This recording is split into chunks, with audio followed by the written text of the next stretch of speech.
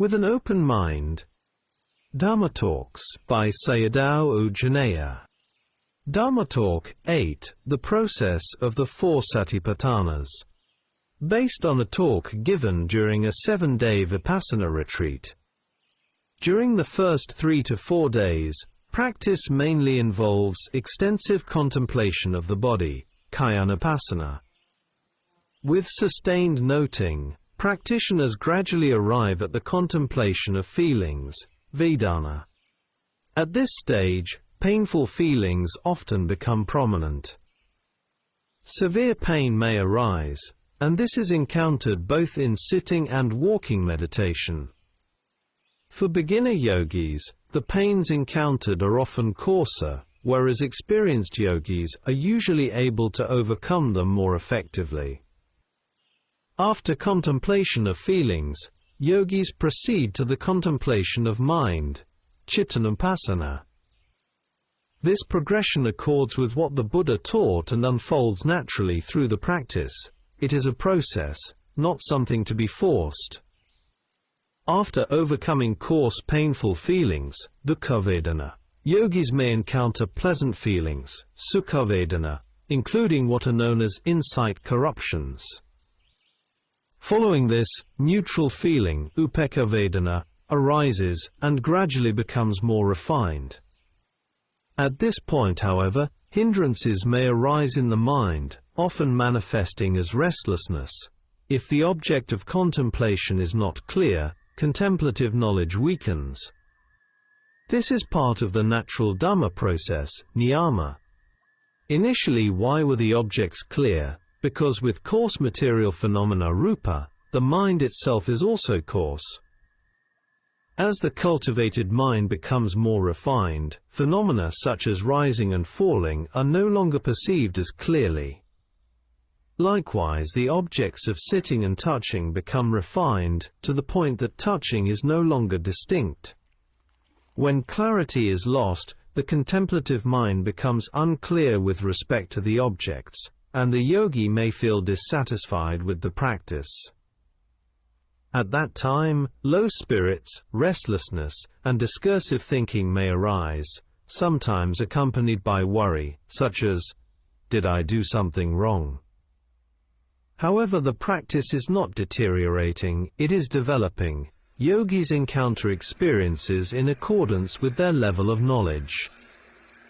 For this reason, the Buddha taught contemplation of mind after contemplation of feelings. This stage is neither easy nor difficult in itself, it depends on the individual. The real difficulty lies in not knowing the method, not following the instructions, or not applying sufficient effort. On effort, perseverance and contemplation of mind. For some practitioners who know the method and apply effort correctly, the practice is easy from the beginning to the end. For others, it appears difficult. This difference is not inherent in the Dhamma itself, but arises from differences in the way of practice. When worldlings encounter greed, anger and delusion, they are often unable to face them directly, and instead respond with struggle, perseverance mixed with aversion, or giving up. Therefore, it is essential to overcome all arising mental states through contemplation. People encounter dukkha because they are unable to contemplate with mindfulness, sati, and wisdom, panna, so as to understand the nature of the mind.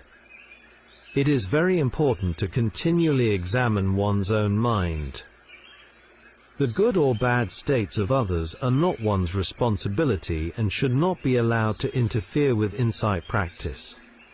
Insight practice is the task of the mind itself.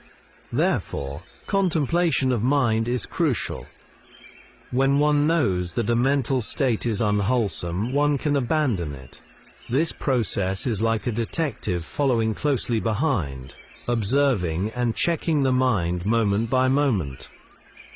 In the beginning, however, direct contemplation of mind is not appropriate. The reason is that the mind is subtle, refined and deceptive, easily leading to imagination and conceptual proliferation. Note on method and individual differences. Contemplation cannot be taken as a fixed rule. It depends on the individual and their character. Mogok Sayadaw often emphasized Satipaṭṭhānas, stating that for him it was effective in dispelling ditthi and discerning anicca. Venerable Adhikaramsi, Yu Sun Luen, once commented that, according to his experience, many yogis fail when practicing Satipaṭṭhānas, and that body contemplation is generally easier. On one occasion he instructed a yogi to contemplate the body, but when no progress occurred, he changed the meditation object to the mind. After that, the yogi was able to continue successfully. The commentarial tradition also suggests that those who contemplate the mind require strong samadhi. Proper sequencing in practice. First, one should thoroughly contemplate body and feeling. Only then does one arrive naturally at contemplation of the mind. When the mind follows its desires, it becomes coarse. Therefore, one should not give it free rein. At the same time, suppressing the mind is also incorrect, as suppression creates further tension and reaction. The Buddha's middle way, neither indulgence nor suppression, is profound and invaluable. During practice, if strong rapture piti arises, it should not be controlled. Instead, one should contemplate the desire to control. One must not go against nature, which is anatta. Where suppression is present, reaction inevitably follows. On the arising of elements and the danger at the time of death. The elements, dhatu, that frequently arise within the aggregates, khanda, can, at the time of near death, overwhelm the mind and body. For example, the arising of the wind element may produce intense and uncontrollable movements of various kinds. These experiences should not be taken lightly. However, one should not be afraid. The Dhamma is not frightening you, rather it is warning you. Therefore, greater effort must be applied in practice. Unfortunately, most people are unaware of this danger or fail to remember it, continuing to perform all kinds of unwholesome actions rooted in ignorance and delusion. As a result, the four great elements frequently arise in an uncontrolled manner within the aggregates. Some people may directly experience the oppressive nature of the elements at the time of dying. For example, excessive sweating, internal heat, or bodily bloating may arise. If such experiences occur during the dying process, and one is unable to bear them due to ignorance or delusion, the result will be unfavorable. The future rebirth will be far worse than the present experience of dying dukkha. Mogok Sayadaw clearly stated, "Do not fear the arising of lobha, dosa, and moha.